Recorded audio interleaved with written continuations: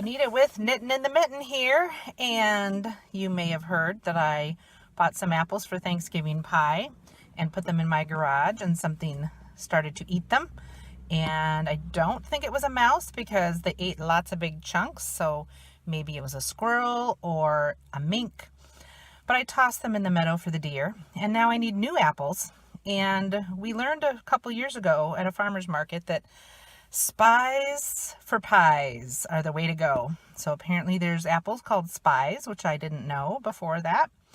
And so that was what I had bought, and that was what I had to throw to the deer.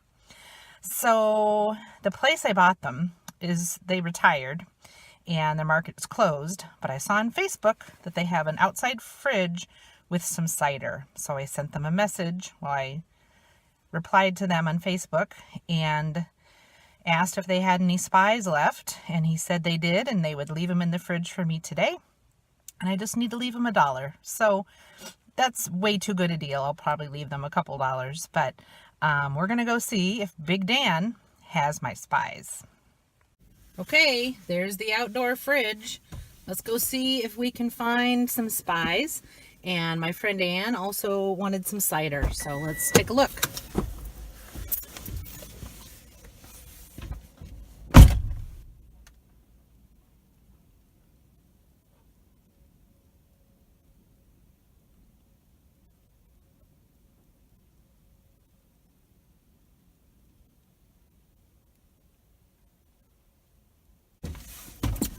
All right, we did it. I had to settle the cider and apples in the back. And now I gotta go pick up my parents or go see what they're doing at the holiday show at the Hartford Middle School. So see you later.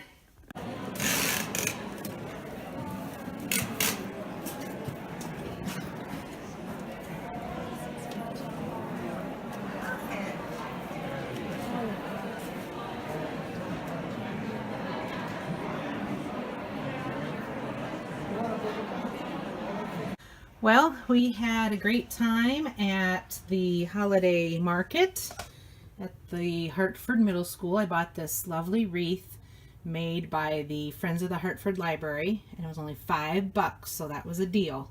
And it's on my front door now for the holidays.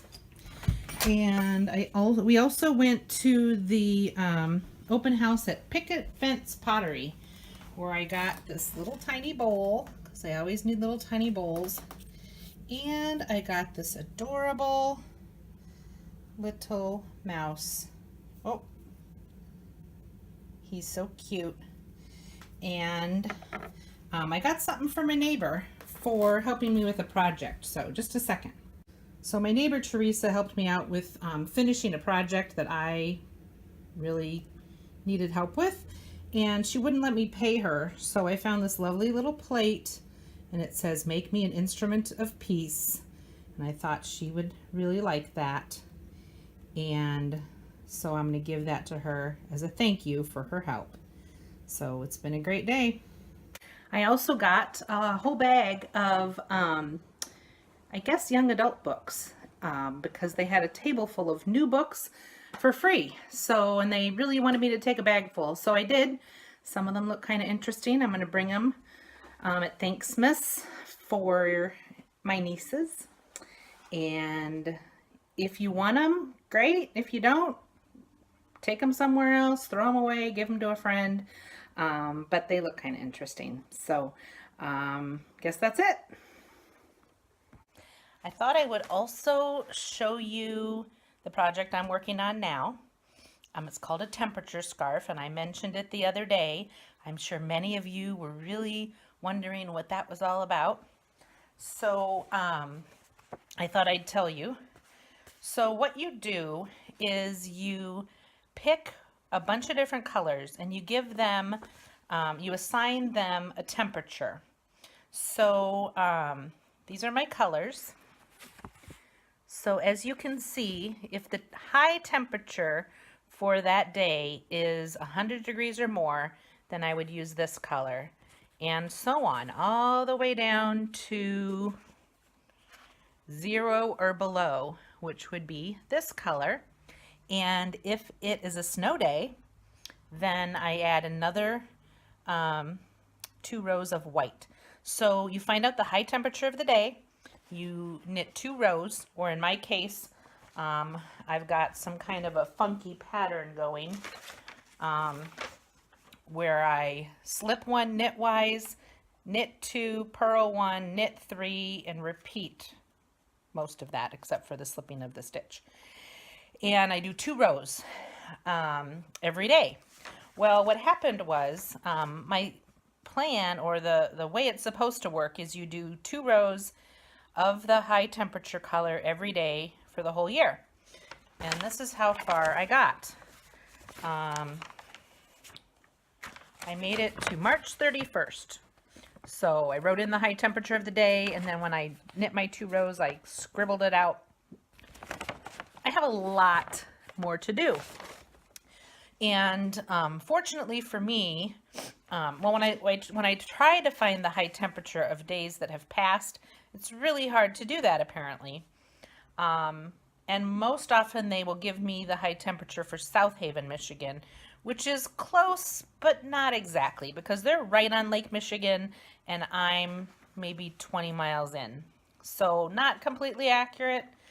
Then I learned that my friend Anne and her partner Lisa have a weather station at their farm. Their farm is called Overgrown Acres, and they have a weather station, and so I thought maybe they could tell me what the high temperature is every day. And sure enough, they emailed me a spreadsheet with everything you ever wanted to know about the weather every day from January 1st of this year through June 23rd. So I have all kinds of data that I need to get through June 23rd, which is going to take me a little while anyway. And then I emailed them today to see if I can get the rest of the data. So right now, this is my scarf, and it looks crazy because at the beginning of the year, which is down here, the brown is 11 to 20 degrees. So we started off January with 11 to 20 degrees, and a little bit, looks like one day it jumped all the way up to 21 to 30 degrees. That's that kind of maroon stripe right there. So anyway, it's a crazy scarf, and it's going to get crazier with the summer temperatures that I need to knit, but it's been kind of fun, and I'm going to keep going. As you can see, there was a snow day there. There was a snow day there. There was a snow day there. We might have only had 3 snow days this year so far, which is not enough. That would have been last winter. We need a lot more snow days, so I have time to knit this scarf. So anyway, that's what a temperature scarf is, and it won't be till the end of the year that it's done, and then I can show it to you. But you get an idea of what I'm working on. So have a good day.